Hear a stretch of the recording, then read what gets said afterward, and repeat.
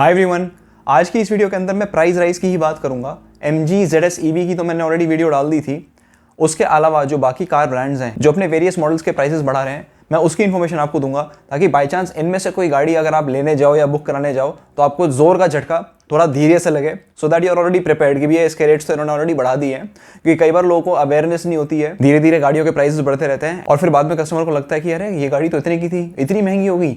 जैसे कि देखते देखते पिछले 2-3 सालों में फॉर्च्यूनर कहाँ से कहाँ पहुँच गई। पहले रेट्स 20s में थे, फिर 30s में, अब 40s में, अब करेंगे उसकी बात। हर महीने मैं देखता हूँ कि कोई ना कोई कार ब्रांड अपने प्राइसेस बढ़ा ही रहा होता है। किसी महीने कोई नेशनल हॉलीडे हो या ना हो, लेकिन कोई ना कोई एक कार ब्रांड जरूर होता है जिसकी खबर आती है कि इन्होंने प्राइस बढ़ा दी है। उसी तरह से फिलहाल अक्टूबर के अंदर हमारे पास 3 ब्रांड्स हैं। सबसे पहले शुरुआत करता हूँ सिट्रिन के साथ। तो सिट्रिन C5 एयरक्रॉस का फेसलिफ्ट उन्होंने निकाला था, जिसके बारे में मैंने ऑलरेडी आई थिंक शॉर्ट्स बनाया हुआ है। वो लॉन्च करी थी काफ़ी अच्छे खासे प्राइस हाइक के साथ।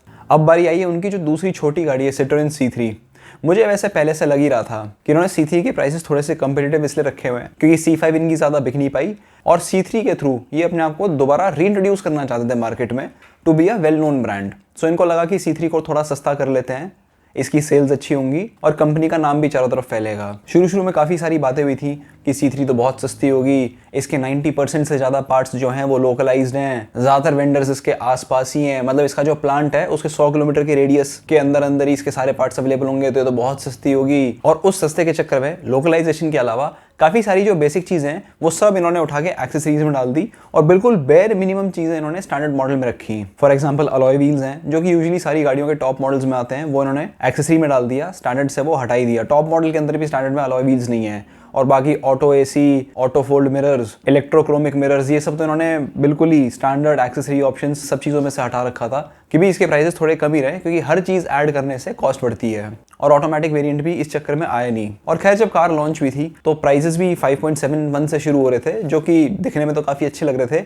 लेकिन एक स्टार के नीचे छोटा सा सिट्रिन ने लिखा हुआ था इंट्रोडक्टरी प्राइसेस। लेकिन सिट्रिन ने ये मेंशन नहीं कर रखा था कि इंट्रोडक्टरी प्राइसेस कब तक रहेंगे, कितनी गाड़ियों तक रहेंगे और कितनों को मिलेंगे। जैसे स्कॉर्पियो एन के केस में तो उन्होंने काफी क्लियरली मेंशन कर रखा था कि जो इंट्रोडक्टरी प्राइसिंग है वो शुरू की 25,000 कार्स के लिए, उसके बाद प्राइसेस बढ़ेंगे।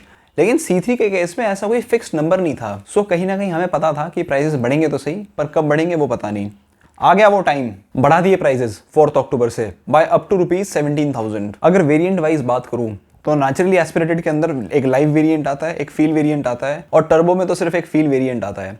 तो नेचुरली एस्पिरेटेड इंजन वाला जो वेरिएंट है उसके अंदर 17,000 बढ़ा दिए और जो टर्बो वाला है उसके अंदर 9,000 रुपये बढ़ाए हैं। तो एज अ परसेंटेज इंक्रीज अगर मैं देखूं तो 5,71,000 की जो कार थी उस पर अगर 17,000 बढ़ाए हैं तो अप्रोक्सीमेटली 3% होता है, मतलब 3% प्राइस हाइक हो गया। So now the starting price is from 5.88 lakhs to 8.15 lakhs। अभी भी मैं कहूँगा कि बहुत ज़्यादा महंगी नहीं है, क्योंकि इसके प्राइस राइज होने का और ज़्यादा स्कोप है।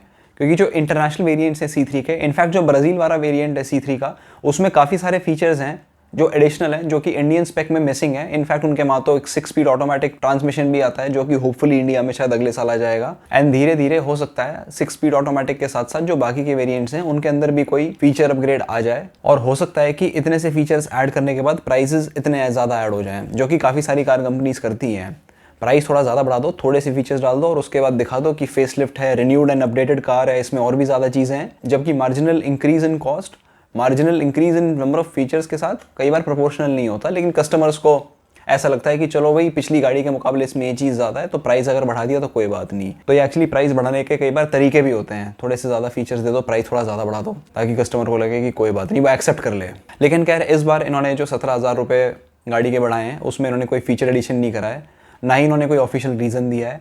अब राइजिंग इनपुट कॉस्ट एक स्टैंडर्ड रीज़न बन जाता है ऑटोमेटिकली जब कहीं पे कोई ऑफिशियल रीज़न नहीं होता। बाकी जैसा कि मैंने कहा कि ये इन्होंने इंट्रोडक्टरी प्राइसिंग लिखी हुई थी, वो इंट्रोडक्टरी प्राइसिंग हट के ये स्टैंडर्ड प्राइसिंग है, और ये भी कब तक रहती है कुछ पता नहीं। हो सकता है कि 3-4 महीने के बाद दोबारा प्राइस रिवीजन हो जाए, क्योंकि काफ़ी सारे कार मेकर्स हैं जो इस चक्कर में बैठे हुए हैं कि 1 जनवरी 2023 के बाद, यानी कि जब नया मॉडल ईयर आना शुरू होगा, तो दोबारा एक प्राइस रिवीजन कर दें। बाकी वो जब होगा तो उसका भी अपडेट आपको दे ही दूंगा। सेकेंड कंपनी है फोक्सवैगन।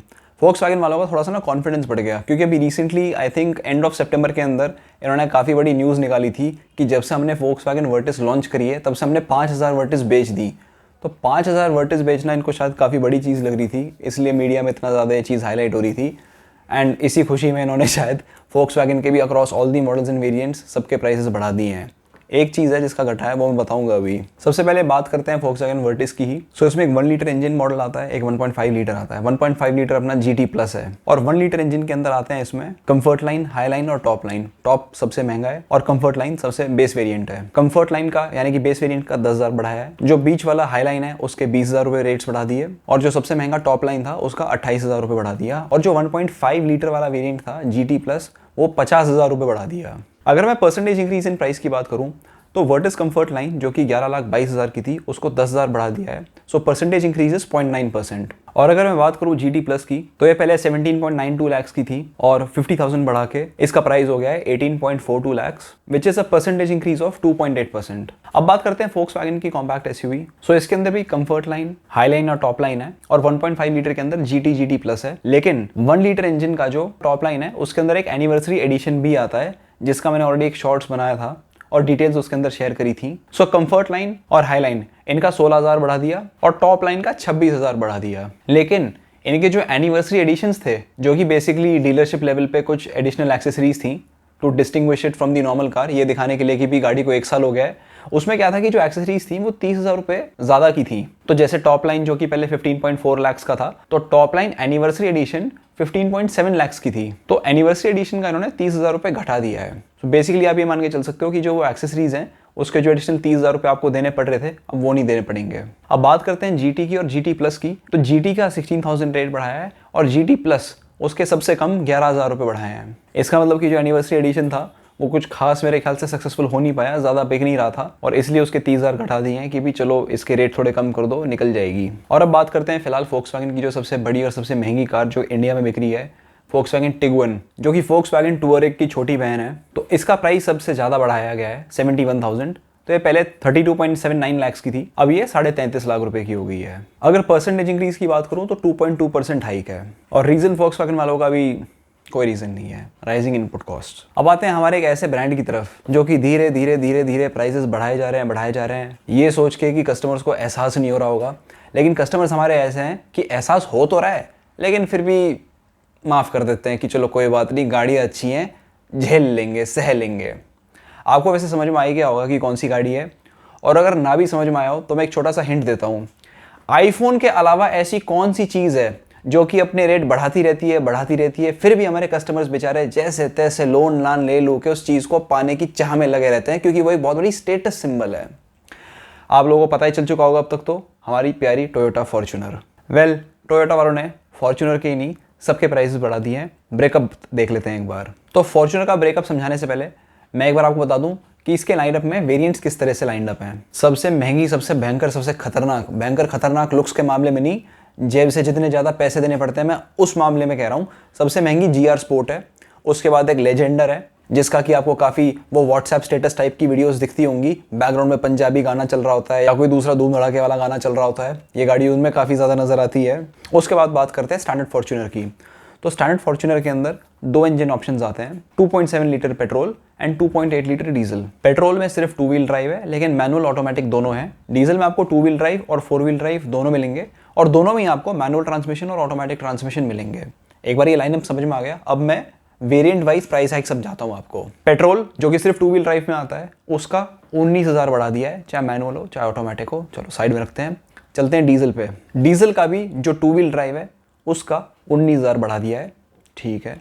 अब जो 4 व्हील ड्राइव है उसके मैनुअल और ऑटोमेटिक दोनों का 39,000 बढ़ा दिया है। So basically standard Fortuner 2 wheel drive का 19,000 और 4 व्हील ड्राइव का 39,000। चलते हैं लेजेंडर पे। लेजेंडर सिर्फ डीजल में आती है, सिर्फ ऑटोमेटिक ट्रांसमिशन है, लेकिन इसमें 2 व्हील ड्राइव भी आता है, 4 व्हील ड्राइव भी आता है। दोनों के 77,000 रुपीज बढ़ा दिए हैं। उसके बाद चलते हैं GR स्पोर्ट पे, जो कि डीजल ऑटोमेटिक 4 व्हील ड्राइव में ही एक वेरिएंट आती है, उसके भी 77,000 रुपीज बढ़ा दिए हैं। सो बेसिकली आप लोगों में से बहुतों की सपनों की गाड़ी अब 32.59 लाख एक्स शोरूम स्टार्ट होती है और 50.34 लाख तक जाती है। वैसे फॉर्च्यूनर पेट्रोल खरीदने की हिम्मत तो मेरे ख्याल से बहुत ही कम लोग करेंगे, इसलिए मैं फॉर्च्यूनर डीजल से शुरुआत करता हूँ कि फॉर्च्यूनर डीजल अब आपको 35.09 लाख से स्टार्ट होती हुई नजर आएगी। परसेंटेज इंक्रीज देख लेते हैं एक बार। परसेंटेज इंक्रीज थोड़ा सा कम है, जो बेस पेट्रोल वेरिएंट है उसका सिर्फ 0.6% है।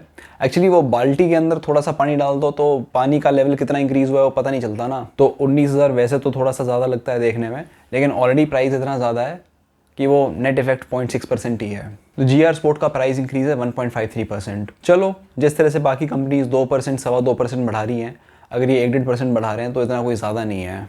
सो बेसिकली टोयोटा के हिसाब से तो फॉर्च्यूनर अभी भी रीजनेबली प्राइस्ड है। बहुत बढ़िया।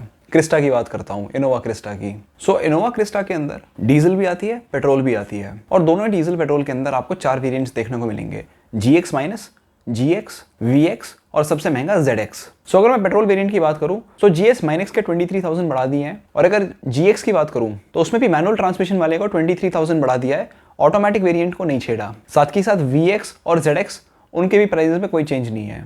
अब चलते हैं डीजल पे।